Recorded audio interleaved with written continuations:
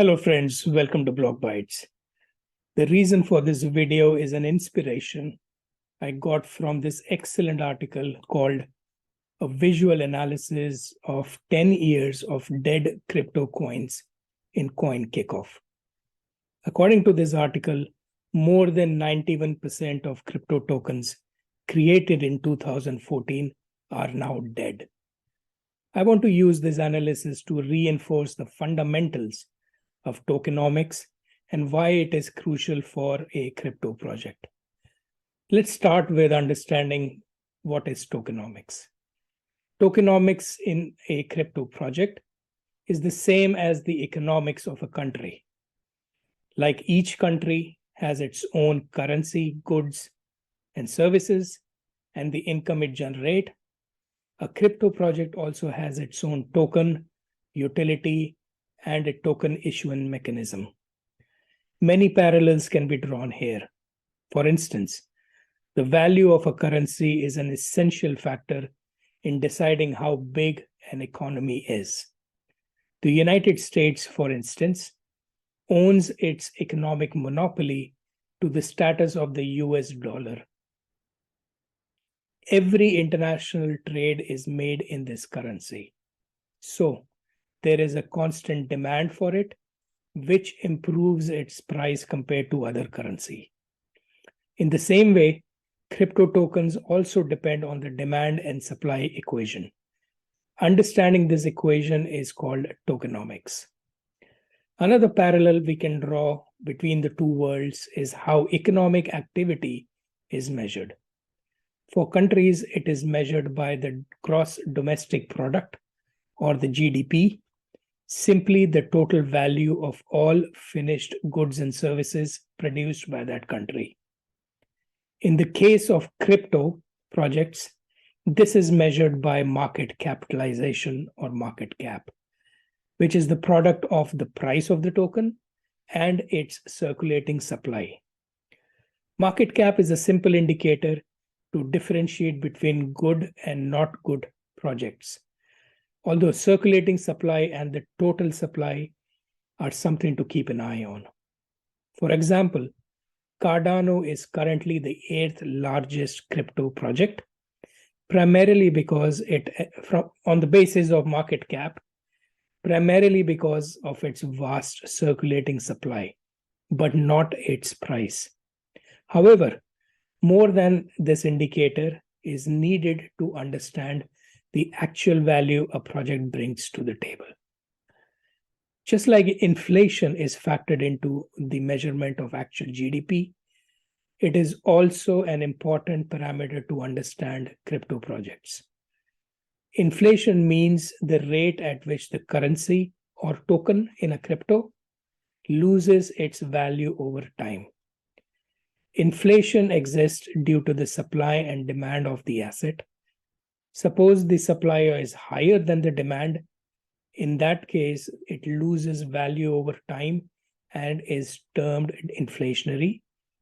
In contrast, if the demand exceeds the supply, the asset becomes valuable over time. Here is a chart with the inflation rates of some of the cryptocurrencies. Look at the high inflation numbers that these cryptocurrencies have. Compare this with Bitcoin, which has an inflation rate of just 1.74%, whereas Ethereum is currently negative.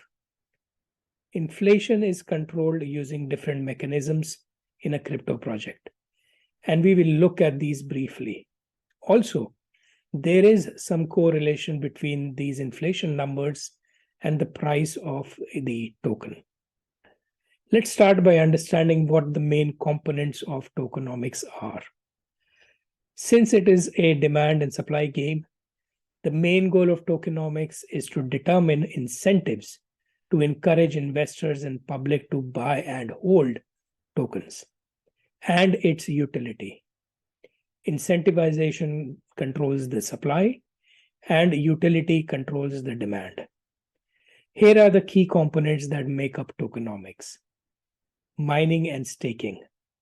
Mining and staking are fundamental to every layer 1 blockchain like Bitcoin, Ethereum, Solana, Cardano, and others.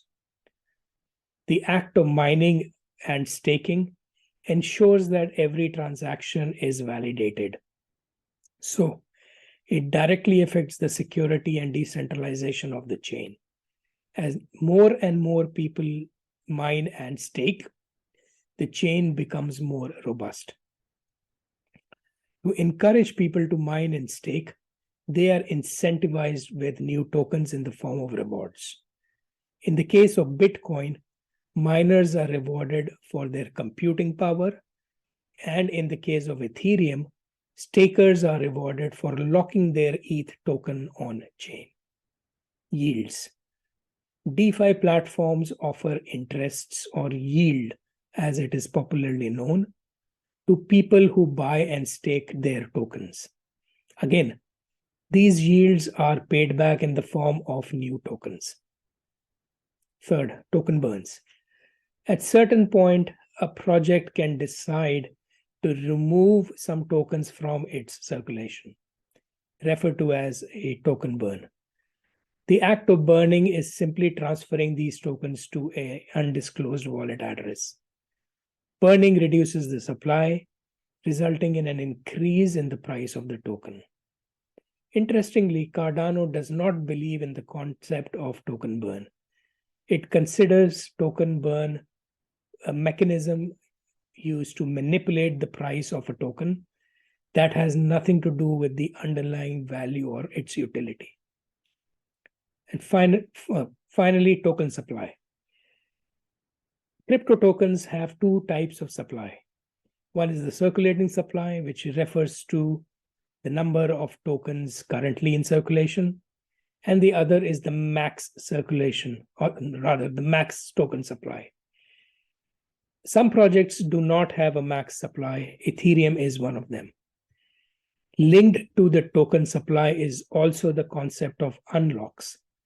Projects can unlock or add a specific number of tokens to its circulating supply, also called a crypto pump. Adding more tokens will increase the supply and will impact the price of the token. Here are some of the upcoming unlocks. And finally, token allocation. Good crypto projects account for a detailed distribution of their tokens, usually made public before the tokens launch. The distribution shows who gets how many tokens. It is not considered a good sign if private investors and founders get more tokens than the public. Associated with the token distribution is something called a vesting period. A vesting period prevents people from selling tokens before a predetermined time. It is an important parameter as it protects retail buyers from a rug pull. Every project must decide its tokenomics at the protocol level. As these parameters are baked into the protocol, it cannot be changed, or it can be changed, but only a few times. Good projects release their tokenomics before the public sale to make people aware of these critical parameters. Now, let's see if there is some correlation between the inflation rate and the price of a token. It is not a clear-cut correlation. However, it is widely accepted that having a low supply and higher demand is a good thing, as we've already seen before. This graph shows the price change to the supply change for 718 crypto tokens. As you can see, there is a slight negative correlation between the two, meaning tokens with a lower supply tend to have higher prices, and those with a higher supply have a lower price. Another analysis recently done by Invest Answers also point to the same thing. Low dumpage, meaning low supply, has a 32% correlation to higher returns, which is very interesting. But this is only for a specific group of tokens that they considered in this study. Now that we know what to look for in a crypto project, let's look at what the article found as the critical reason for the failure of so many tokens in 2014. Many of these coins were created in the hope of riding the massive price appreciation in Bitcoin as it moved from $150 to $1,000 in 2013. However, most projects died because of a lack of adoption and volume. This brings us to another critical factor one must keep in mind while analyzing crypto projects: trading volume. Trading volume measures the degree of demand for a crypto token. The more the trading volume, the more churn and demand for the token. But there are nuances to this.